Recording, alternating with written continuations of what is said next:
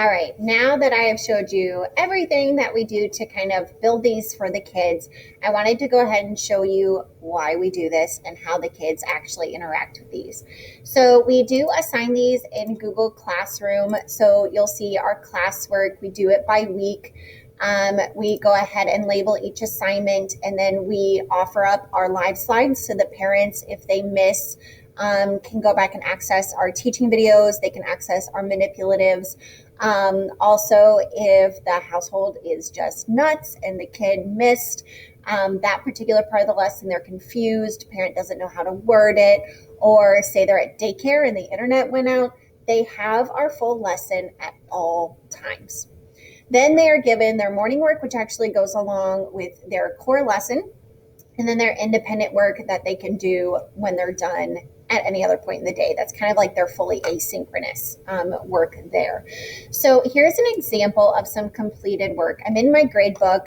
This little girl, absolutely adore her. They have their morning work and they're told what they have to do, what they must do, and what they may do essentially. So I give them a little pep talk if they need it. And essentially all I would do is I would give them what they needed to complete, and then I give them that visual. I snipped it off of stepping stones. That way the kids at daycare can find their own work and it's not a problem. How they show us their work is they just insert a picture through their camera.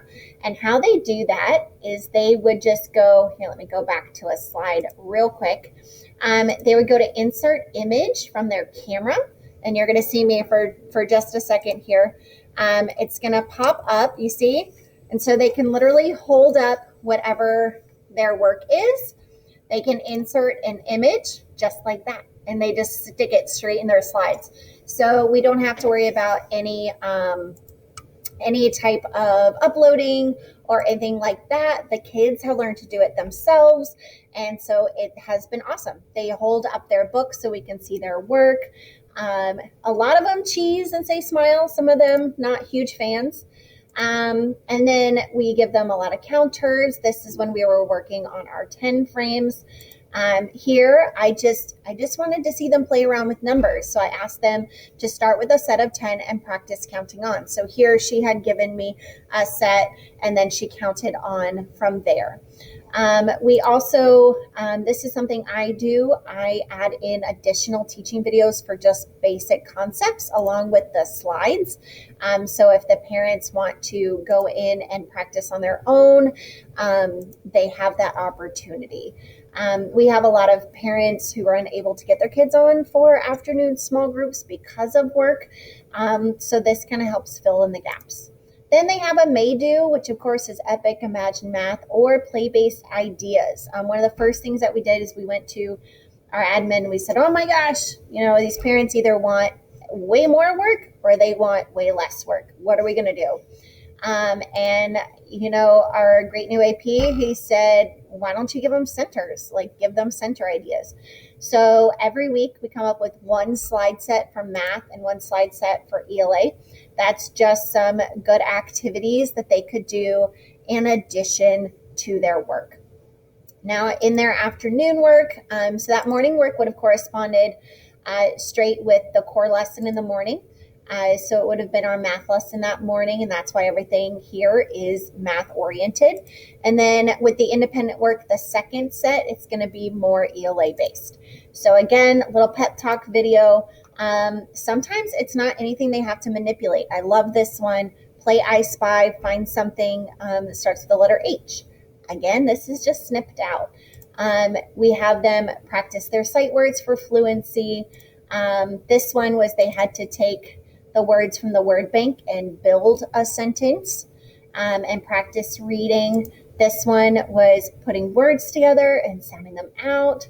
And then just any sort of practice that we would do in school. So essentially I asked them to practice reading the word, copy the word, draw, what you read, and then insert your picture so I can see your work. So you can see she read the word hat, or at least I really hope she did. She copied the word hat and she drew a hat and a cat and a map. So it's been really great to see them interact with these. Then we'd love to give them their decodables so they can access them. I I love these screenshots. I At the end of every independent work, I put in a read aloud, just so they have the opportunity, and I think it helps them see me a little bit more. I feel a little bit more personable. And then we add in additional videos for if they need the extra practice. So I make this set once a week. So it's just a simple blending routine, a simple segmenting routine, and an additional sight word each week. So if the parents feel like they need additional support, but they can't get them logged on with me during the day, they have it. Another thing that we do, that I love to do, is I like to put in this extra slide, and it gives them an opportunity to share anything. This is awesome. It's hilarious what you can get from them. They insert pictures of their dogs, or they want to show you their Christmas tree, whatever it is, but it gives them the opportunity to share back with me. And then I can post in private comments back at them. Now, the only other thing that's different in the afternoon is that I do add in some writing prompts, and I give parents a little bit of an idea of what 5-star writing is. And that way they can just kind of do this on the side if they feel like they need additional enrichment. But we have found that the kids, they always complete them. They think of them as little games. They love putting their pictures in. They love showing what they're capable of. It's been a great way to see their work. Time consuming, but definitely well worth it to just see the smiling face at the end of the day. So again, this is where I get my rock star work from too. So you saw at the beginning of my live slide, I do a rock star work up here. I think I had another set. Here we go. So essentially, if there's something that I really want to highlight, like when we were doing greater or fewer, and I asked them to make 2 separate groups, I wanted to get the opportunity to take their work that they'd submitted to me and then share with their friends what they had done. So that's another great way. Another thing that we have going on is we actually have Miss Owen here at our school. She's keeping a digital portfolio because we don't have paper portfolios right now, and she wants to see their growth throughout the year. So she actually has a slide set per kid where she goes through and she pulls out work that's meaningful and she puts it in this slide set. So at the end of the year, you can see the full growth of the child. So it's a really great way to get kind of their work back without having to worry about Cami or without having to worry about PDFs or picture attachments or anything like that. So I hope this gave you a good idea of how we've been running things over here in a fully digital world. It might be a little bit of a head explosion at first. It was for us, but since we were not really able to create packets for all 117 of our kiddos, plus books and everything else on a regular basis, this was what we came up with to combat that.